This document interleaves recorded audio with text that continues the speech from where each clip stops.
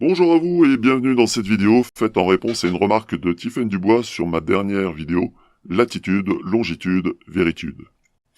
Tiffaine m'a donné le lien vers une vidéo exhumée d'ITV, elle-même repompée d'une chaîne anglo-saxonne.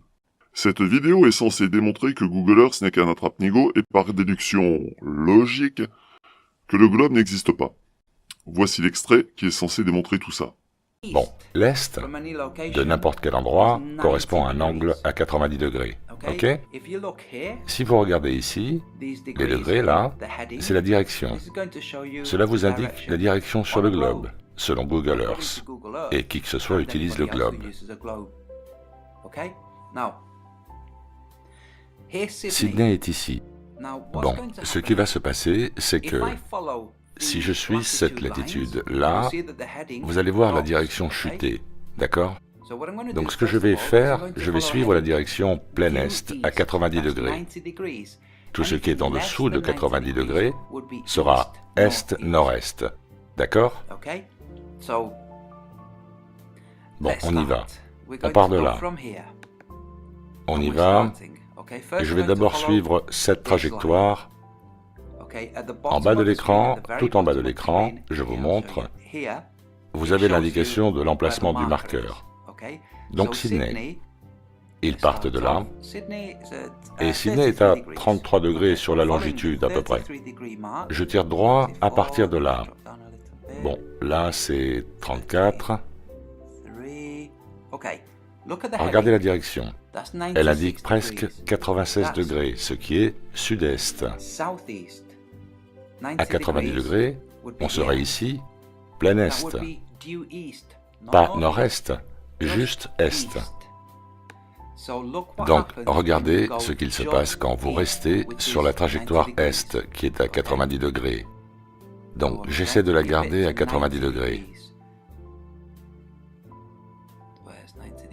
Où est 90 degrés? Ah oui, d'accord. Donc je continue sur 90 degrés, ce qui est plein est, les amis. Pas nord-est, plein est, sur un globe, sur Google Earth. Vous voyez où on arrive? On arrive au Mexique. Voilà l'est, qui nous amène au Mexique. Donc, ça, c'est sur le globe, et c'est sur Google Earth. Et c'est pas une version truquée de Google Earth, c'est la bonne. Donc Google Earth serait une farce, parce qu'en partant de Sydney avec un azimut de 90 degrés, on arrive dans l'hémisphère nord, au Mexique. Vous pouvez refaire la manipulation vous-même, c'est bien ce qui se passe. Autant vous le dire tout de suite, il ne s'agit pas d'un bug de Google Earth. C'est juste un bug du youtubeur anglo-saxon qui a monté cette vidéo et de tous ceux qui l'ont relayé sans jamais prendre le temps de réfléchir à ce qu'ils venaient de voir. Il faut dire que les platistes sont passés maîtres dans l'art de l'arnaque et de la manipulation. La preuve? Elle est sous vos yeux. Les méridiens matérialisent la direction nord-sud. Ils sont donc concentriques au pôle. En aucun cas, ils ne sont parallèles. Les parallèles, eux, sont parallèles. Ils matérialisent la direction est-ouest. Mais comme les platistes ont beaucoup de mal à réfléchir en 3D, il doit leur apparaître normal que la perpendiculaire à un méridien soit aussi perpendiculaire aux autres méridiens. Quand ça les arrange pour tenter de nous faire croire qu'ils ont raison. Mais étrangement sur leur carte de la Terre plate, partir de Sydney avec un angle de 90 degrés par rapport au méridien de Sydney donne une trajectoire circulaire. Depuis Sydney, c'est cette route, qui représente un grand cercle, d'accord? Pour un trajet nord-est, c'est pareil, juste légèrement plus au nord, et vous arrivez à Santiago. Mais bon, reprenons Google Earth et tentons le voyage en plusieurs morceaux. Si la vidéo dit juste, quel que soit l'endroit où je me trouve sur ce trajet Sydney, quelque part au Mexique, ma direction devrait donner 90 degrés. Alors, allons-y.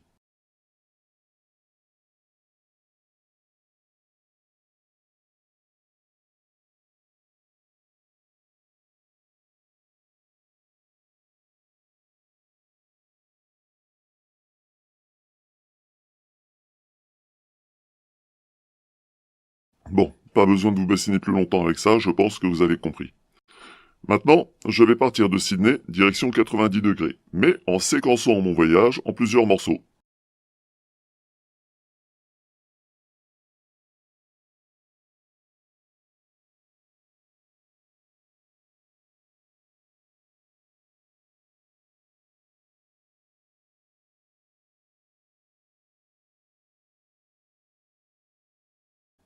Surprise, je reste bien parallèle au parallèle. Que doit-on en conclure? Petit 1.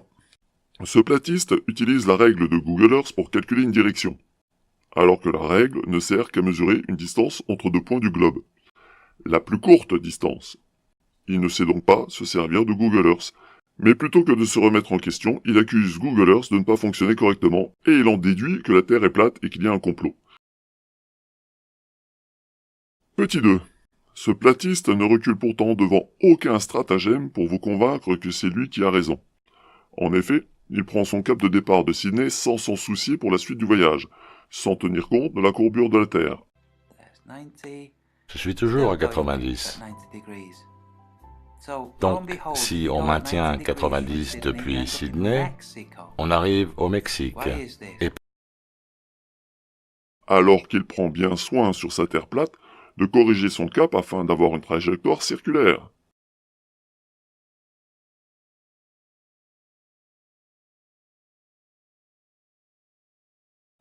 Il faudrait être logique et appliquer la même méthode dans les deux cas. Mais bon, sur sa galette, il n'y a guère de doute possible sur le lieu d'arrivée s'il venait à quitter Sydney sur un cap de départ de 90 degrés par rapport au nord. J'aurais bien pu en rester là et finir sur ce constat d'incompétence et de mauvaise foi. Mais vous commencez à me connaître, je suis plutôt du genre à en rajouter une couche. En regardant bien la vidéo si gentiment conseillée par Tiffen, je n'ai pas pu m'empêcher de me demander pourquoi il insistait tant sur la direction Est. Quelle compagnie aérienne serait assez stupide pour partir de Sydney direction plein Est et perdre ainsi un maximum de kérosène, de temps et d'argent? Terre plate comme terre sphérique, c'est stupide. En cherchant bien, j'ai fini par trouver une vidéo où Max Igan explique avoir pris une boussole qui indiquait direction Est pendant le vol. Vidéo immédiatement reprise par les platistes avec des commentaires comme « Une boussole ne ment pas ». Les cons, s'ils savaient. Il n'y a rien de plus simple que de faire mentir une boussole, le plus souvent même sans s'en rendre compte. Il suffit de la poser à proximité d'une pièce en acier ou d'un champ électromagnétique. Autant vous le dire tout de suite, il y a très peu d'acier dans les avions actuels. On préfère utiliser des alliages d'aluminium histoire de gagner du poids. Par contre, devinez ce qui court le long des cloisons, sous les planchers et dans les plafonds, afin de pouvoir alimenter tous ces petits systèmes audiovisuels, tous ces systèmes d'éclairage et toutes les commandes de vol qui sont maintenant électriques. Ensuite, j'ai reporté le vol Sydney-Santiago sur la Terre plate. Problème, on peut immédiatement constater que l'avion survole les États-Unis, le Mexique et l'Amérique centrale, ce qui ne manquerait pas d'interroger les passagers. Mais bon, Max Igan a avoué avoir dormi. Disons donc qu'il n'a pas vu cette partie du voyage, c'est une possibilité qu'on ne peut pas écarter. Reste un problème, le trajet mesure plus de 20 000 km. Est-ce que quelqu'un chez les platistes peut me dire quel avion de ligne est capable de franchir cette distance sans escale? Enfin, troisième problème, je crois pouvoir affirmer qu'il n'existe à l'heure actuelle aucun avion de ligne capable de dépasser la vitesse du son. Alors, 20 000 km à 900 km/h. Et là, je suis optimiste, généralement les avions de ligne évoluent plus souvent entre 800 et 850 km/h. Cela nous donne un voyage de plus de 22 heures, et ce, toujours sans escale. Là encore, je pense que Max Igan s'en serait aperçu et n'aurait pas manqué de le signaler.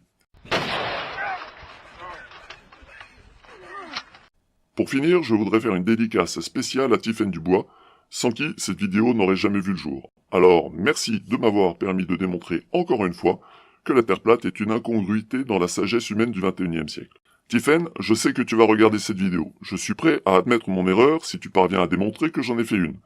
Alors n'hésite surtout pas à répondre dans les commentaires. Mais en essayant d'argumenter un minimum, pour une fois. Et n'oubliez pas,